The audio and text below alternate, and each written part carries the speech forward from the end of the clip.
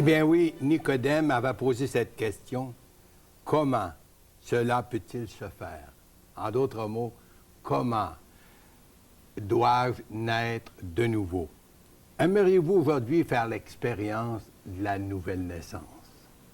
Bien alors, pour la réponse, j'aimerais revenir avec une parole que nous retrouvons dans l'Évangile de Jean, au premier chapitre, et qui se lit comme ci.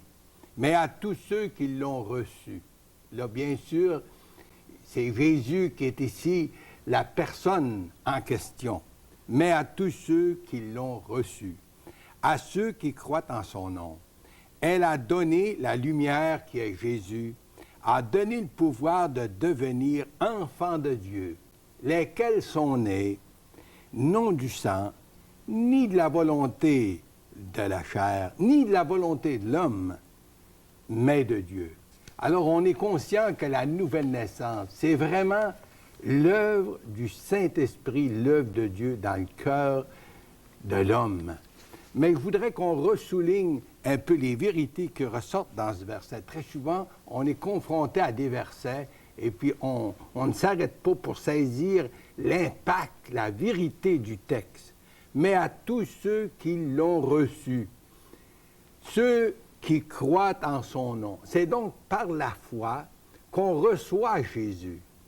Vous savez, dans le livre de l'Apocalypse, chapitre 3, verset 20, Jésus avait dit, « Voici, je me tiens à la porte et je frappe. Si quelqu'un entend ma voix et ouvre la porte, j'entrerai chez lui. » Alors, vous savez, on reçoit Jésus dans notre vie comme on reçoit un visiteur dans notre maison. Mais c'est par la foi qu'on répond justement à Jésus qui frappe à la porte de nos cœurs. Et puis là, c'est dit, il nous donne ceux qui croient en son nom. C'est donc par la foi qu'on reçoit Jésus. Il nous donne le pouvoir de devenir enfant de Dieu. C'est le Seigneur Jésus qui, lorsqu'on le reçoit, lorsqu'il vient habiter dans nos cœurs, bien justement, il nous donne ce pouvoir.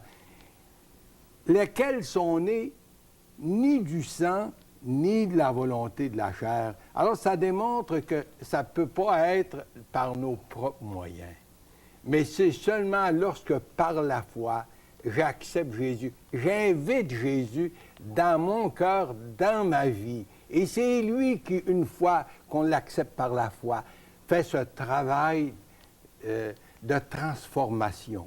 C'est vraiment l'Esprit Saint qui incarne en nous cette nouvelle vie, qui rend présent en nous la vie de Jésus. Alors, chers amis, pourquoi pas lui ouvrir votre cœur aujourd'hui même, puis recevoir Jésus, l'inviter dans votre cœur.